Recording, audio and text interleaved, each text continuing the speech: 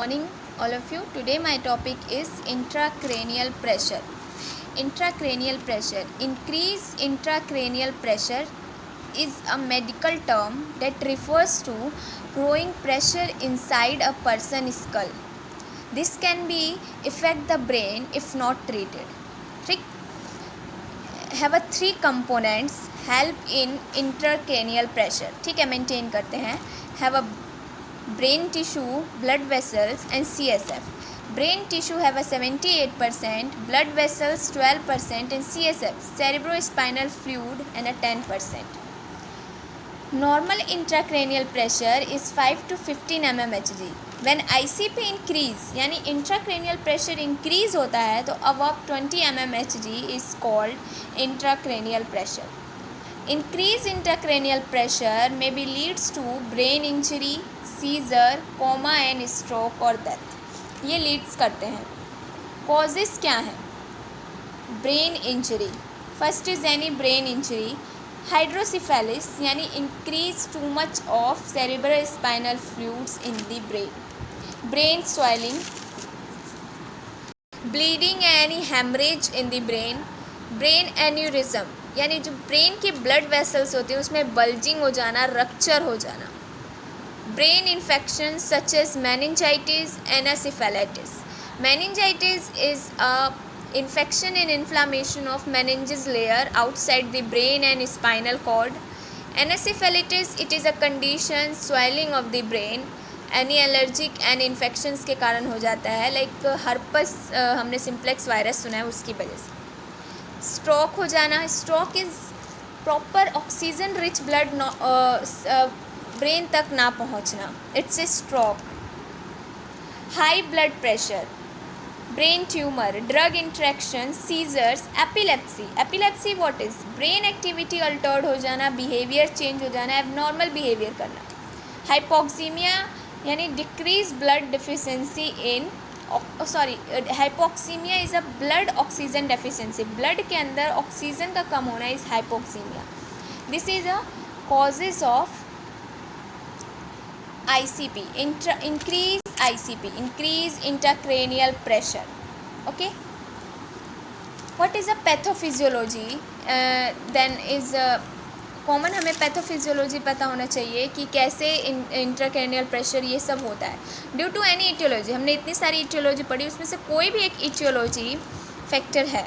तो components of ICP हमने क्या पढ़ा? Anyone tell me?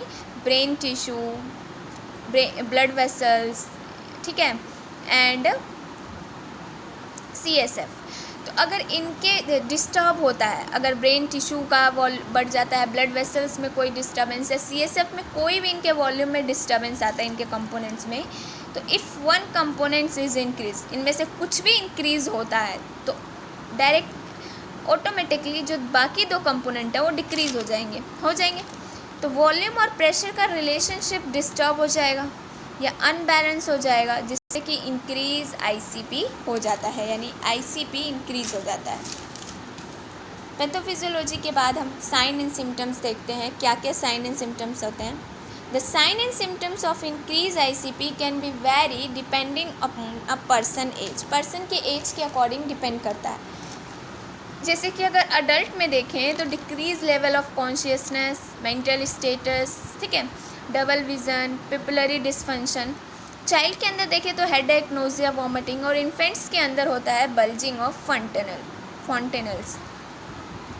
Common sign and symptoms, जो अर्ली साइन एंड सिम्टम्स हैं वो है pupil that do not response. हम देखते हैं अगर हम लाइट में जाएंगे तो हमारी प्यूपिल थोड़ी सी डायलेट हो जाएगी, और आउटसाइड लाइट की रोशनी में जाते हैं तो कॉन्स्ट्रिक्ट हो जाती है हमारी प्यूपिल. अगर वही अंधेरे में जाते हैं तो डायलेट हो जाती है. तो ये है. और बिहेवियर चेंज हो जाएगा पेशेंट का. यहाँ पे रिस्पॉन्स नहीं करेगा, बिहेवियर चेंज हो जाएगा. रिड्यूस अलर्टनेस जो होता है वो रिड्यूस हो जाएगा पेशेंट का, ठीक है. स्लीपनेस रहेगा, मसल वीकनेस, स्पीच और मूवमेंट डिफ़िकल्टी. स्पीच में डिफ़िकल्टी होगा, वॉमिटिंग, ब्लड विज़न रहेगा, कन्फ्यूज़न, विज़न ब्लड रहेगा, कन्फ्यूज़न रहेगा patient. Low CPP. What is a CPP? Cerebral perfusion pressure, जो कि नॉर्मल होता है 70 to 85 mmHg. होता क्या है ये MAP माइनस ICP होता है। MAP जो होता है वो होता है motility arterial pressure, mean arterial pressure और इंट्राक्रेनियल प्रेशर के बीच का जो डिफरेंट होता है वो CPP होता है। CPP जो होता है वो हेल्प करता है, परफ्यूज़न का मतलब होता है मेंटेन करके रखता है। जब ICP की वैल्यू इंक्रीज़ होती है तो ये प्रेशर ICP जब होता है तो ये मेंटेन करके रखता है, इंक्रीज ICP है कि प्रॉपर वहाँ पर वो पहुँचे, ब्लड सप्लाई पहुँचे। नहीं बताना तुम। लेट साइन एंड सिम्टम्स है 3 ट्राइड्स हैं जिसे कुसिंग ट्राइड कहते हैं। ये कुसिंग साइंटिस्ट के नाम पर पड़ा। इंक्रीज सिस्टोलिक BP यानी ब्लड प्रेशर, तो इसमें क्या है 120 से ज़्यादा हो जाएगा BP पेशेंट का। वाइड पल्स प्रेशर क्या होता है? Difference between systolic and diastolic pressure. तो पल्स प्रेशर वाइड हो गया क्योंकि सिस्टोलिक प्रेशर बढ़ रहा है, तो difference between systolic and diastolic pressure में खुद ही वाइडनेस आ जाएगी। ब्रेकिकार्डिया होगा पेशेंट को, डिक्रीज हार्ट रेट, और ब्रेकिपनिया होगा, डिक्रीज रेस्पिरेटरी रेट भी होगा। अब डायग्नोस्टिक एवोल्यूशंस की बात कर लेते हैं। Medical history and physical examination, यानी सबसे पहले क्या करेंगे हम? Medical history and physical examination including neurological examination and test sense balance and mental.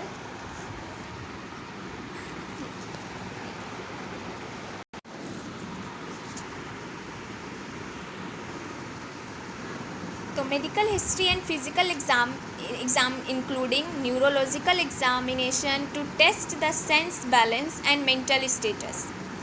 GSS Glasgow coma scale, lumbar puncture है, CSF फ्लूइड निकाल कर उसकी इलेक्ट्रोलाइट्स चेक कर सकते हैं, ठीक है। And CT scan, MRI of brain, ये सब कर सकते हैं। डायग्नोस्टिक एवोल्यूशन करेंगे। अब बात करते हैं हम मैनेजमेंट की। तो हमने मैनेजमेंट को डिवाइड किया है medical management have 2, pharmacological management and non pharmacological management. Then surgical management and nursing management. Medical management में फार्माकोलॉजिकल मैनेजमेंट के अंदर हम कॉर्टिकोस्टेरॉइड ड्रग जैसे डेक्सामेथासोन, ऑस्मोटिक डायरेटिक देंगे, mannitol. To this medication use to reduce brain swelling, ठीक है, osmotic diuretic जिसे mannitol. Analgesic दे सकते हैं, ब्यूरीफोन, ठीक है, पेन रिलीज के लिए। एंटी एपिलेक्टिक ड्रग डाइज़ोपैम, क्लोजोपैम, ठीक है, एंटी कन्वर्जेंट है ये।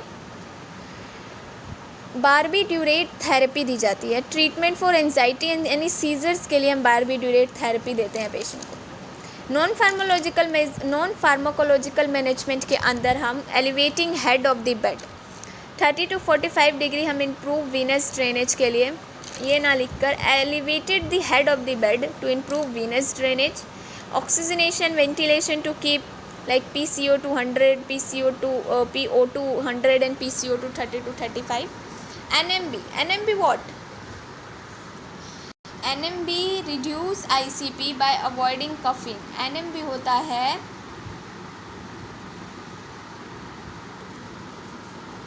NMB learn this is what. Then उसके बाद हम बात करते हैं सर्जिकल मैनेजमेंट। इसके अंदर burr hole may be used in neurological procedure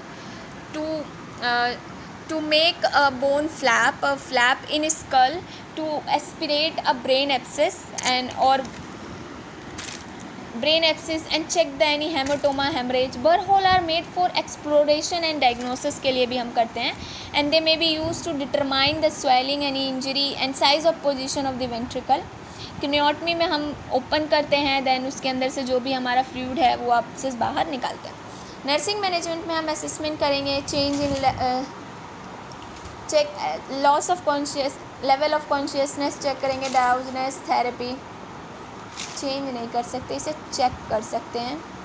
early behaviour changes क्या है, फॉलिंग स्कोर ऑफ GSS उसे चेक करेंगे, ओरिएंटेशन चेक करेंगे पेशेंट का, ठीक है। डाइटरी मैनेजमेंट कर सकते हैं पेशेंट का। Then have a nursing diagnosis. First is a ineffective cerebral tissue perfusion related to increased ICP, evidence by decreased loss of level of consciousness, ineffective breathing pattern, airway clearance। तो इसके बाद आप कोई से भी डायग्नोसिस बना लें। Thank you.